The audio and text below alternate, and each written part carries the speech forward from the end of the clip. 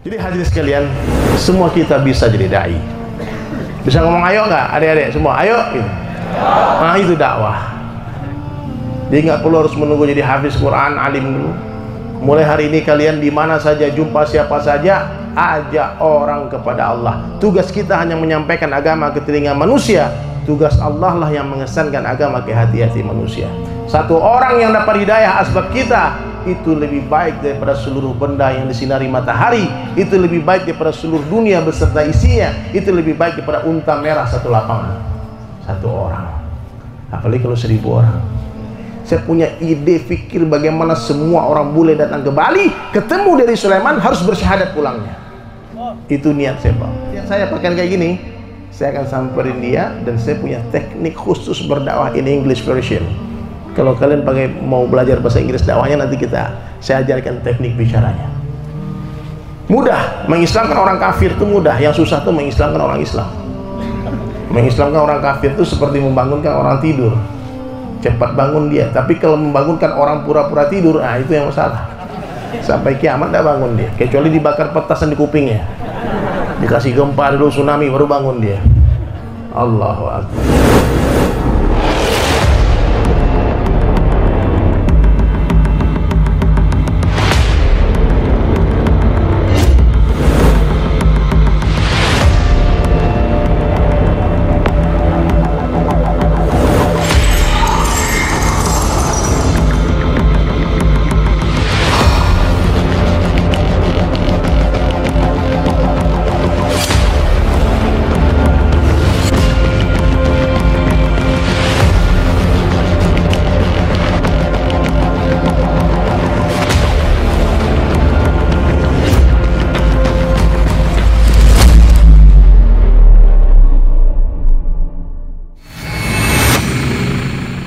Nah itulah milahnya Nabi Ibrahim itu.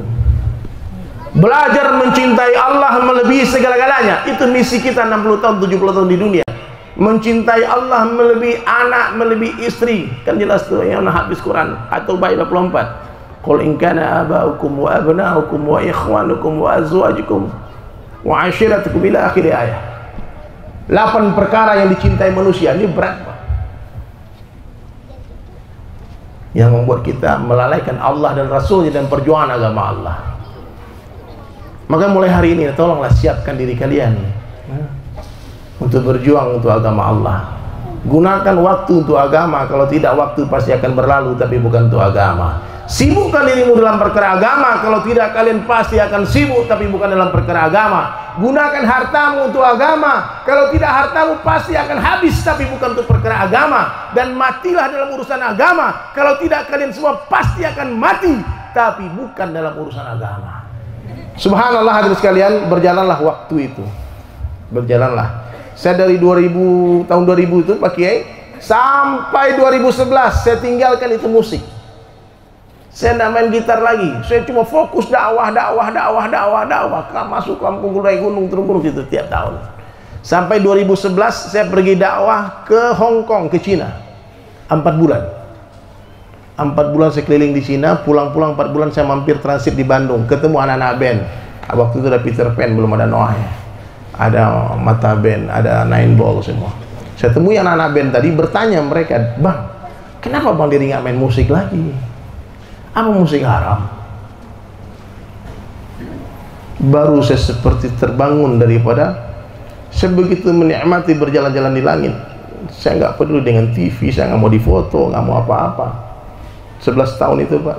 Dulu sorbannya lebih besar lagi dari ini. Saya nikmati hidup bersama Allah itu.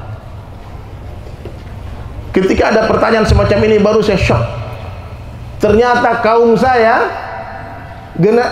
umat saya yang musisi, seniman-seniman, selama ini memperhatikan saya dari jauh, dan dia ketakutan kalau saya hijrah nanti kayak si Dery juga meninggalkan musik. Nah, waktu itulah saya ada gitar di studio mereka, saya ambil gitar, saya nyanyikan orang kaya mati. Dia bilang merinding Bang, merinding Bang. Iyalah mati merindingnya. Nah, akhirnya kita aransemen, direkamlah lagu itu Pak.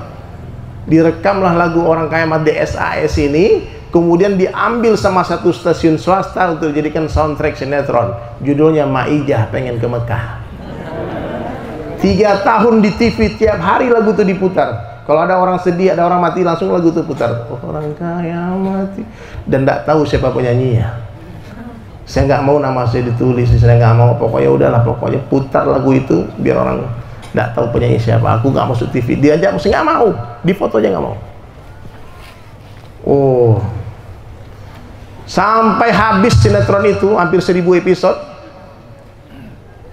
Habis sinetron nggak berangkat haji Maijah itu. Itu cuma pengen aja. Maijah pengen ke Mekah, bukan aja naik haji gitu. Kalau tukang bubur naik haji nggak pulang-pulang dia, sampai selesai sinetronnya nggak pulang-pulang tuh dia. Tukang bubur tuh di Mekah terus dia kan. Allahu Akbar. Sering saya ketemu pengamen di jalan, dia nyanyikan lagu itu. Orang kaya, saya bilang lagu siapa itu bang? Ahmad Dhani bang. Ada yang bilang lagunya Wali gitu. Oh ya udah, nggak apa-apa, nggak tenang. Sampai suatu hari Allah paksa saya untuk terkenal lagi. Ada satu stasiun TV tawarkan saya untuk main, untuk bikin acara TV namanya Ngopi, ngobrol perkara iman, bikin acara talk show religi. Baru turun ke bumi lagi bang. Ternyata fitnahnya popularitas ini berat. Kemana-mana emak-emak minta foto.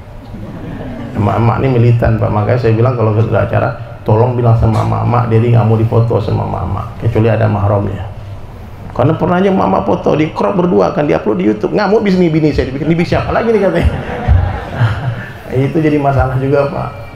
Subhanallah, akhirnya beginilah ceritanya Imam Pak Kiai dari Sulaiman, bukan ustadz sampai hari ini, bukan siapa-siapa. Saya terus mengatakan diri saya hanya seorang seniman yang berdakwah, karena dakwah ini semua orang bisa. Dakwah itu mengajak bukan mengajar ya. Tapi tetap aja orang manggil ustadz, maksudnya usaha taat. Amin. Nah, mudah-mudahan jadi ustadz beneran satu hari nanti, amin.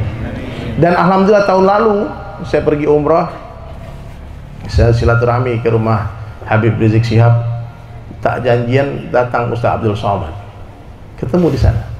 Udah kita cerita banyak lebar, dan Ustaz Somad bilang besok kita silaturahmi ke ulama Mekah yang paling disegani. Siapa? Syahid Ahmad bin Muhammad Alawi Al-Maliki. Besok ke rumahnya. Saya lihat fotonya, anaknya Syahid Muhammad. Syahid. Gemetar saya karena saya ngefans sama ayahnya. Cara masang sorban saya ini, saya belajar di cara poster foto-foto ayahnya itu. Subhanallah, besok mau ketemu. Saya siap-siap datang ke rumah Syahid Ahmad. Datanglah sama Ustaz Abdul Somad, Habib Ahmad Al-Habsi. Kita ke rumahnya dia. Dan saya langsung buka sorban saya karena saya malu. Saya malu. Orang ulama semua, Syekh, Habaib semua. Kita sudah banyak dosa. Lependos, laki-laki penuh dosa. Nanti pakai sorban dipanggil diajak ngomong bahasa Arab. Bingung kita kan? Saya sembunyi-sembunyi di pojok-pojok. Ya Allah, jangan dilihat, tuh dilihat malu ya Allah. Dan mereka tuh kasyaf-kasyaf. Tahu-tahu dipanggil. Aina Mughanni, mana itu artis yang dari Indonesia itu? Kata Sulaiman, sini panggil, kata Ustaz Abdul Somad. Aduh, saya panggil, saya gulung-gulung sorban saya duduk depan beliau. Ustaz, terjemahin Ustaz, nanti salah-salah lagi. Gitu, Ustaz Abdul Somad terjemahin. Saya ngerti juga bahasa Arab, Pak. Syukron, afwan, tahu ini. Jazakallah khair, masya Allah, barakallahu fiik. Itu tahu tuh. Kalau udah panjang lebar, takut salah tafsir gitu aja. Sama jelasin. Tahu-tahu Syahid Ahmad suruh saya, coba kamu bernyanyi. Saya pikir saya mau dimarah ini. Lalu saya nyanyikan lagu tadi. Orang kaya mati, orang miskin mati. Tawa semua kan, ustaz mati. Kata Syekh Ahmad, ada nggak lagumu yang nggak mati-mati? Saya bilang ada. Salawat ada, lagu tentang Rasulullah ada. Ditanya Syekh Ahmad, ada. Kata Syekh, ayo nyanyi dulu. Saya ada satu syair judulnya Ya Rasulullah. Mau dengar? Ajib. Syekh Ahmad nangis. Saya nggak paham dia nangis kenapa. Mungkin kasihan suara sih. Parah banget suaranya gitu. Yang jelas dia nangis. Habis itu dia panggil stafnya dia pakai bahasa Arab dia. Ngomong dia pakai bahasa Arab. Tahu tuh disuruh ngambil imamah. Lalu dia pasangkan sorban ini nih, sorbannya di kepala saya. Sorban. dibagi ijazah. Mulai hari ini kamu istiqamah pakai ini. Saya bilang saya sudah 18 tahun tak pernah lepas sorban mu'ala. Cuma di rumah ini saya lepas tadi. Ternyata diganti dengan yang lebih baik. Takbir. Jadi dari Sulaiman yang anak metal tadi yang sampah masyarakat, setelah 18 tahun berhijrah dipasangkan sorban sama cucunya Rasulullah di Makkah. Mudah-mudahan istiqamah sampai mati, amin. Hari ini saya pede aja pakai sorban. Kalau dulu malu pakai sorban karena gaya-gaya aja. Sekarang udah ada ijazahnya. Oh, dari Syed Ahmad bin Muhammad berjadi kakek sampai ke Nabi Sallallahu Alaihi Wasallam. Jadi hadirin sekalian, semua kita bisa jadi dai. Bisa ngomong ayo nggak, adik-adik semua? Ayo. Gitu. Nah itu dakwah. Jadi nggak perlu harus menunggu jadi hafiz Quran, alim dulu. Mulai hari ini kalian di mana saja, jumpa siapa saja, ajak orang kepada Allah. Tugas kita hanya menyampaikan agama ke telinga manusia. Tugas Allah lah yang mengesankan agama ke hati-hati manusia. Satu orang yang dapat hidayah asbab kita, itu lebih baik daripada seluruh benda yang disinari matahari. Itu lebih baik daripada seluruh dunia beserta isinya. Itu lebih baik daripada unta merah satu lapangan. Satu orang. Apalagi kalau 1000 orang.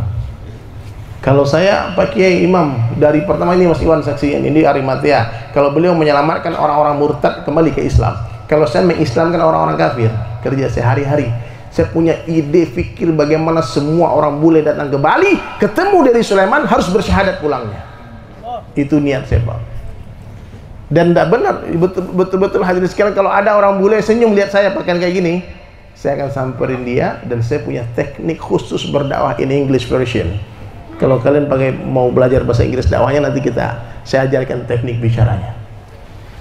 Mudah, mengislamkan orang kafir itu mudah. Yang susah itu mengislamkan orang Islam. Mengislamkan orang kafir itu seperti membangunkan orang tidur. Cepat bangun dia. Tapi kalau membangunkan orang pura-pura tidur, nah itu yang masalah. Sampai kiamat tidak bangun dia. Kecuali dibakar petasan di kupingnya. Dikasih gempa dulu, tsunami, baru bangun dia. Allahu Akbar.